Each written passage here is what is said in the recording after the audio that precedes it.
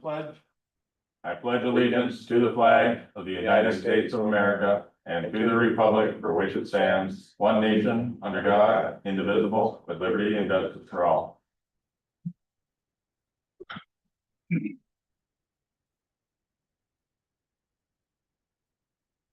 All right. Thankful for all of our county staff and community and all the mutual aid that we receive from all the other communities around us, for all the emergency work and efforts that everybody's been doing to pull everything together, and it's just been really good to see our community shine in this tough time. And with that, we'll go on to citizens addressing the board. And anyone wishing to address the county board on an item not on the agenda may come forward at this time. To be recognized by the board chair, please state your name and address for the record. Comments are limited to 5 minutes. A personnel complaint against an individual county employee may not be heard initially at a board meeting. Personnel complaints may be submitted to the board in writing through the county administrator's office. Person addressing the board may not use profanity or vulgar language. Is there anybody wishing to address the board? Not seeing anybody here. I assume nobody online, Diane? Okay, we will move on to approval of the agenda. Commissioner Winger, do I move to approve the agenda with these additions, move 7F to 9A and 8 to 9B. Thank you, Commissioner Winger. I hear a second. Second. Second by Commissioner Carlson. Any discussion?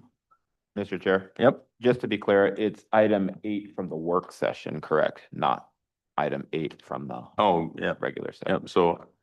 So Commissioner Winger, you've got item 9A is the Public Works, regarding the judicial ditch, correct? Correct, yes. And 9B is the administrator's update? Correct. Yep. And you're good with that, Commissioner Carlson? Yes, correct. All right. Hearing no further discussion, we'll call for the vote on the agenda as amended. All in favor, say aye. Aye. Aye. Any opposed? All right, motion carries 4-0. On to the approval of the consent agenda, the amended consent agenda. Look for a motion to approve the consent agenda. Mr. Chair, I move to approve the consent agenda, items 7A through 7E. Thank you. Do we have a second to that? Second. Second by Commissioner Winger. Any further discussion on the amended consent agenda? All in favor of approving the consent agenda as proposed, say aye. Aye. Aye. Any opposed? Motion carries 4-0. On to the regular agenda, we have number 8 is the opioid settlement funding awards. Amy got that?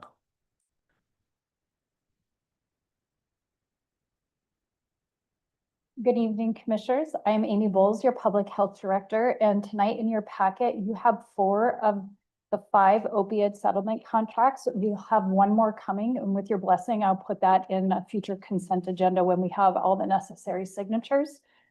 Tonight, I would just like to provide you with an update for the remainder of the year for our plan for the Opioid Steering Committee.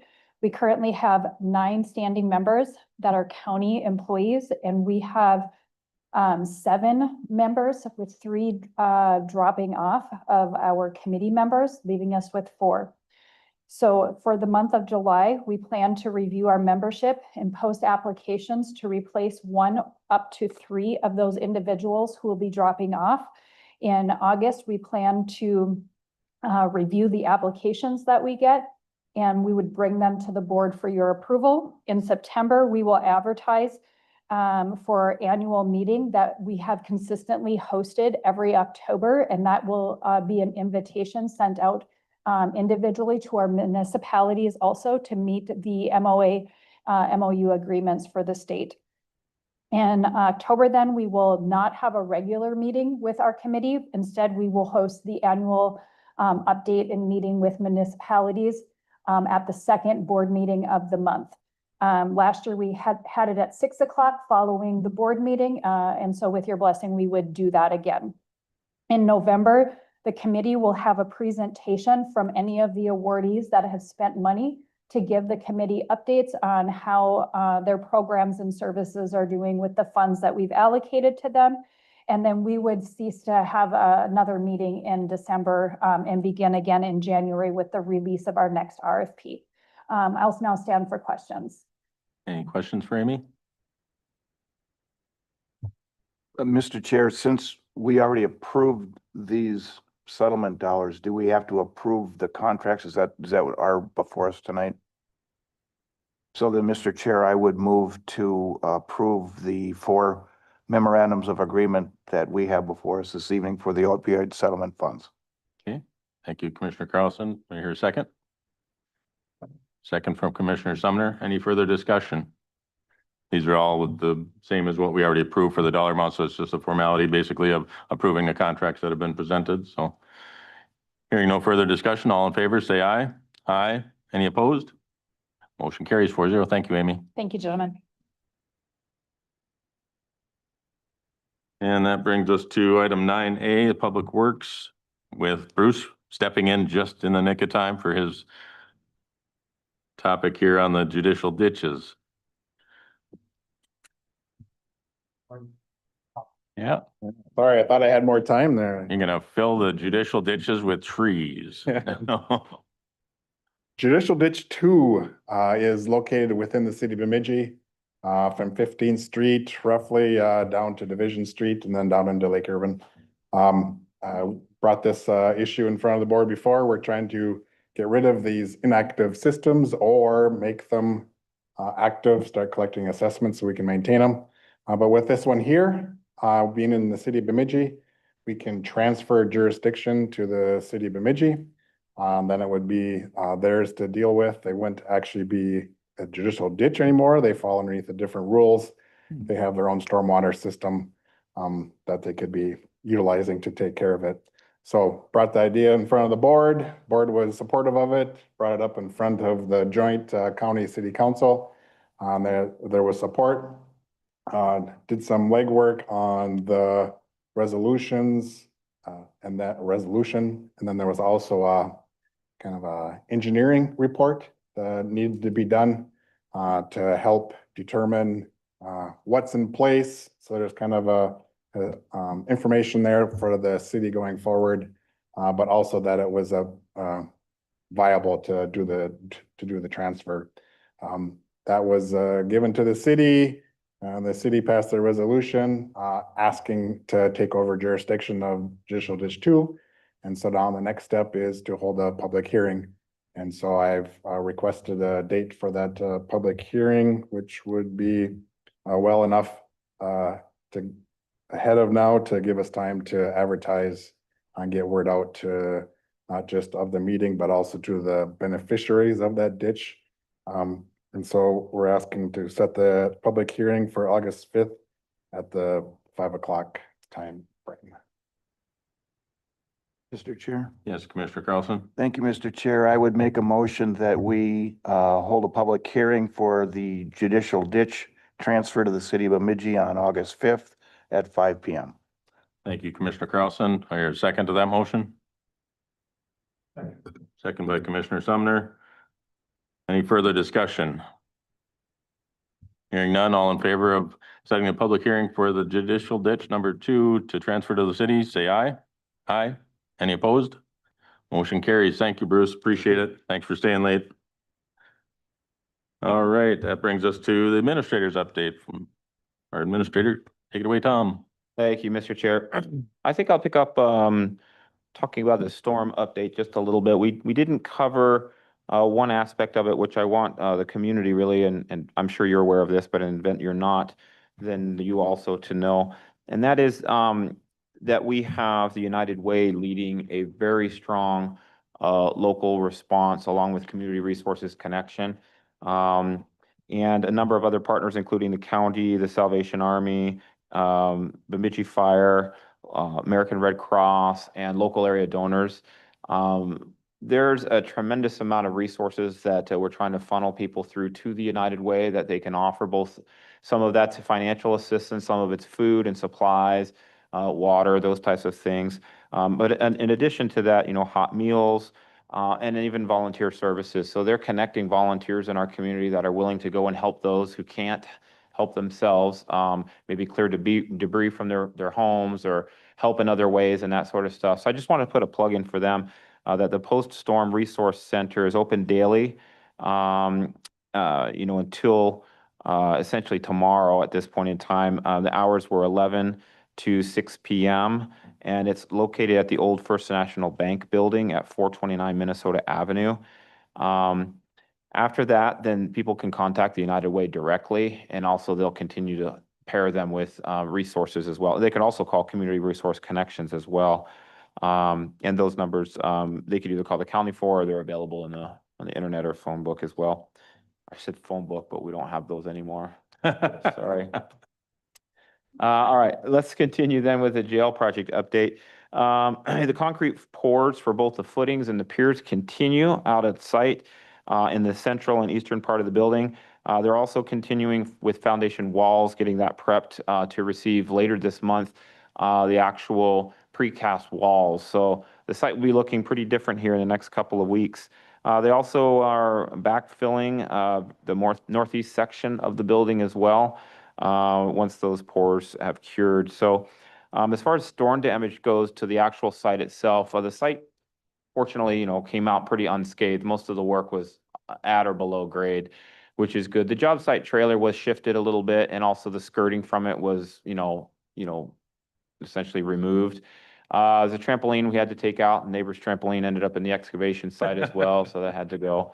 But essentially, other than that, there's been really no additional time or resources required to get that site back to, construction again. So that's a good sign. I mean, had this storm come through right after the precast walls went up, this could have been a whole nother story for us. So the good news there is that we do have insurance that we're carrying through the contractor for stuff like that during construction.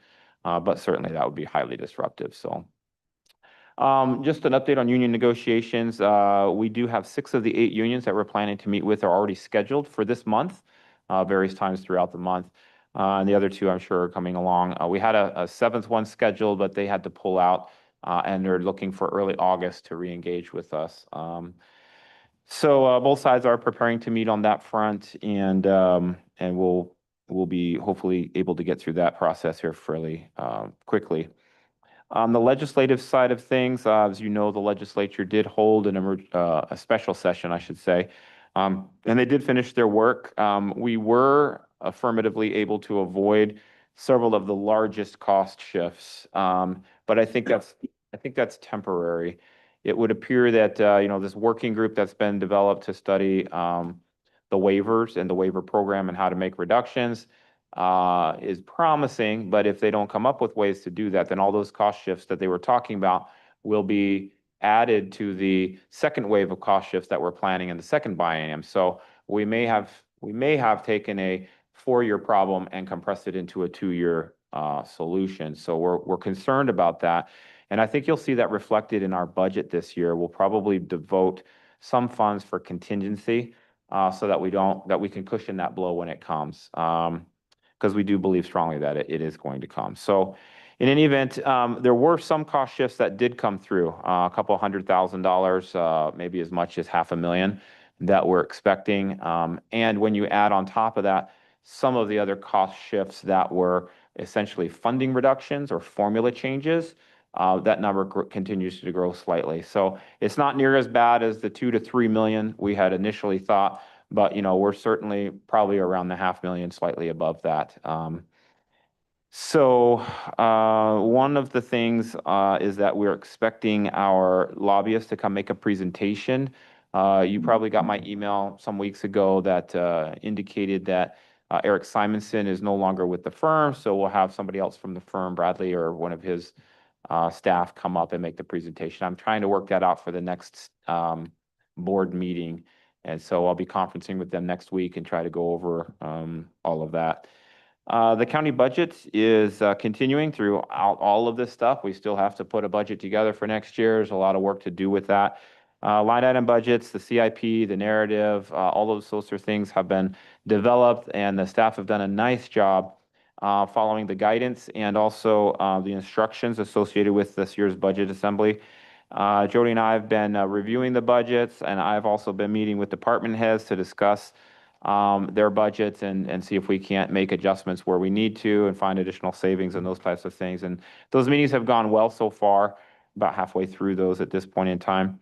The budget committee is going to meet in early August. I think at this stage of the game, and I don't want to speak prematurely, but I think because the staff have done such a great job so far in utilizing the budget principles and priorities that the board put together and in following previous instructions and whatnot, that maybe the work of the budget committee is not going to be quite as difficult as we had thought initially.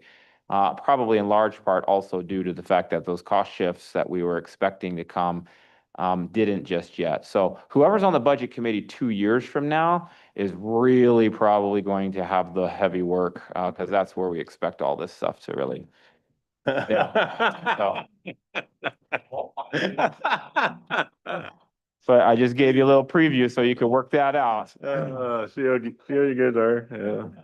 Yeah. One thing that is unknown that will be a bit of a challenge for this budget committee and the board is going to be what the federal government's doing, particularly in the way of their cost shifts. We are hearing quite a bit about cost shifts, i.e. reductions, which will likely be cost shifts to the states for SNAP, Supplemental Nutrition and Assistance Program, maybe being cut in half.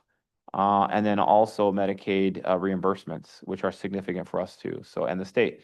So if the state doesn't have the money to absorb those and wants to continue those programs, or is required to continue those programs, guess where the ball will roll downhill, right? It'll come to the county. So that's an unknown right now. We can make estimates and we may need to include those estimates right now in the county budget. And then if those don't come to fruition, you can always pull them back out in December when we get to our final budget approval. But it might be prudent to include the anticipation of some of those cost shifts, at least early in the budget. I want to also let you know that on Monday, sorry, that's the RSVP date, on Thursday, July the 10th. So we will be having a staff appreciation event. This is what we kind of do annually over in the courtyard of the county courthouse. It'll go from 3 o'clock to 4:30, and we'll have a burrito bar, kind of thing like we did last year at trivia and other games and such. We're inviting the county board to attend. We'd love to see you there. You guys have been great about coming in the past. Just want to make sure you have that on your calendar. And you can just let me know if you're able to come. That way we'll make sure we get a food count accurate. So if you're able to come, that'd be super. Again, on Thursday, the 10th, from 3 to 4:30 in the courthouse courtyard. And then lastly, not sure if you're aware of this or not, doesn't necessarily directly involve us, but we are indirectly involved. That is that a public hearing has been scheduled for the Northern Township Incorporation and also jointly the City of Bemidji's annexation proceedings. And that's going to be held on Tuesday, July 15th at 1:30 at the Northern Town Hall building. So in case you weren't aware or want to participate, it's going to be kind of hard because we have a board meeting that day too. But just so you're aware that that's going on kind of in the background. It's my understanding that that's basically just gonna be them opening you're not actually hearing people speak at that meeting. And that was my understanding. I so. believe they will be taking testimony, both written and verbal, but I think they're going to keep it open for some time as well. So Yeah, they're definitely keeping it open, but Yeah. One of the town board members told me that that wasn't probably gonna be testimony taken at that time, but I could be wrong. The paperwork that I received in the mail. That's what I thought too, but that wasn't what I was told. But So, maybe they've got another plan. Yep, But so. at we'll least see. that was the impression I got in reading the paperwork. That's what I thought too, and they Mhm. made me think otherwise for some reason, so we'll see. It's, the proceeding is being led by the administrative law judge that's been assigned to both cases, so. Right. I suppose it'll depend on her to decide that, but yeah, so that's all I have for you, but I'll stand for any questions you might have. Anybody have any questions for Tom? Commissioner Sumner? Yes, thanks, Mr. Chair. So, Tom, I'm just kind of curious and thinking about the upcoming budget. session you guys are having. What is the lobbyist contract? Do you know how much? It was 30 grand. Yep, 30? it's $30,000, but it's for the year. So although most of their work occurs during the legislative session, they are under contract to continue to lobby and work for the county with a scope of work that we kind of put together at the beginning of the year. And so in fact, I've already talked with the lobbyists about some of the things that we're going to want worked on over the next several months as we prepare for the next legislative session, some things that we'd started this year, particularly on the cost shifts. But, you know, that is something the board can decide not to renew next But year. and I think you bring up my next question is it something that the board is thinking about renewing? You know, we're asking, you know, our departments and our department heads to look at their budgets, and is this something that the board might be considering of not renewing the lobbyist contract? Because when we brought it up a couple of years ago, it was kind of for a specific reason. Mhm. And now that, you know, We've had a few specific reasons, but now I agree with you, you know, are we gonna see a return on investment? Yep. you know, so I'm hoping that, you know, the budget committee and Right. Tom and the board, Yep. you know, possibly reconsider this until there is a time to, you know, maybe revisit the potential again, but maybe in 2 years. When is the renewal date for it? Is it the end of the year or is it? It goes January to the end of the year. Okay. So you've got until the end of the year. And there's a payment schedule. I think it's like every 2 months, the first 6 months, and then it rides for the rest. But so I think you're practically paid in full at this point in time. Right. So no need to like cancel the contract at this point in time. Might as well get what we paid for the remainder of the year. Maybe tee up some concepts and some language and that kind of stuff for next year. You know, we could talk a lot more about this, but one of the things that I was trying to advance was this concept of a economically depressed region and being able to utilize that to avoid some of the cost shifts with some of the statistics we have as a very unique county, both with limited taxable land area and also, you know, poverty rates and other economic depressive figures. And we started making some progress through the lobbyists on that. In the end, the cost shifts that we were most concerned about didn't come through. You know, how much of our lobbyists helped on that? I mean, AMC was behind it, MAXA was behind it. There were a lot of organizations behind it as well. And one of the questions you'll have to sort of toy with is, do you want an organization like AMC or MAXA or MRC to be your voice if you don't have you know, a particular lobbyist that's sort of carrying your specific message, then your message gets somewhat diluted or maybe not carried. I know that's been some of the frustration with AMC is that, well, if AMC, you know, if we're one of 2 or 3 or 4 counties that have a problem, but all the rest of the counties don't, does that necessarily carry over into action at the AMC level, even though we're members, and often it does not. So, you know, that's something to just kind of consider as you evaluate whether you want to keep that contract going forward or not. We can leverage our local representatives as well. And, you know, I know Representative Duran is, even when the governor was here for you know, he made a point of commenting about our poverty level and so on. And, I think he would be more than happy to try to champion legislation for us without a lobbyist too. So I think that, you know, it's not an urgent thing for us to discuss at this point, but I think we're probably, you know, in consensus towards that degree. So it's looking like, but Commissioner Carlson? Yeah, thank you, Mr. Chair. I'm glad that you brought that up, Commissioner Sumner, because personally, I don't think I'm in favor of continuing to pay a lobbyist. What I've found is that Representative Bedell Duran has been doing an outstanding job of advocating for us, and I know he will continue to do that. At least he has 1 more year to do that, and then if he gets reelected, whatever. Yep. But he has done just yeoman's work for us, and that's that's what he's there for, and he's doing it. And Senator Green and actually Representative Bliss as well. Oh. All three of them have done an outstanding job of representing us. And I'm glad to hear you say that, because of being on the budget committee, I wasn't in favor of adding that to the budget. So unless I'm hearing otherwise, that's kind of where I'm going to be coming from. Well, that is, now's a good time to say if you'd like us to take it out, because we could take it out and rebalance. I mean, those like that direction is good for us, and it's timely for us right now, so that we don't bring something to the budget committee that then has to be redone. And so, Yeah, that's my thoughts as well. So unless there's some specific thing that we think we can't do for some reason, but I don't see what that would be at this point. I mean, I would say that we would just pull it. You guys agree with that? No. Okay. Good, Okay. good. Thank you. Anything else, Tom? no, sir, that's all I Okay. had for you. Let's run through the commissioner reports. Commissioner Sumner. I'll keep it, a little bit short tonight. All right. For the sake of time. No. I attended the Black Duck Ambulance meeting after some discussion. We weren't too sure if it was gonna be on or not because of the Juneteenth holiday, but it was held. I did attend. It was a good meeting. As always, I do enjoy going up to Black Duck.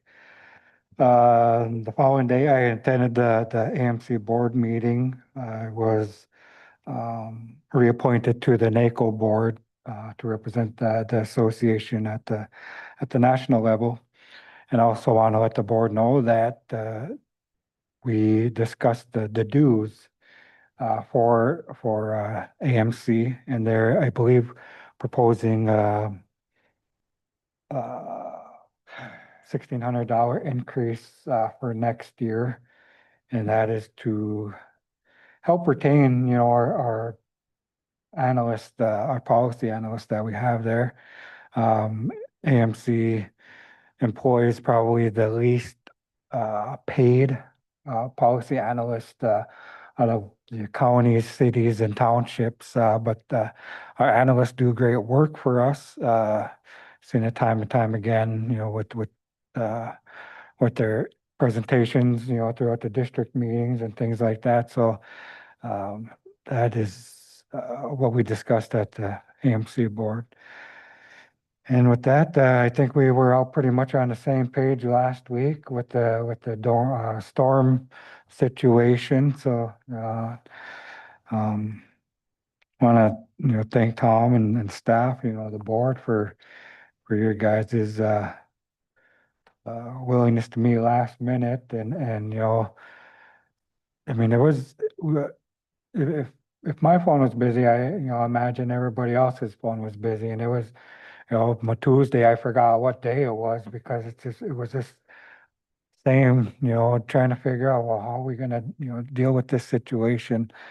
So glad last week is over, but this week presents a new set of challenges. So with that, just want to invite and remind folks that the Red Lake Powwow is this weekend, 4th through the 7th, and open to the public. Everybody is welcome.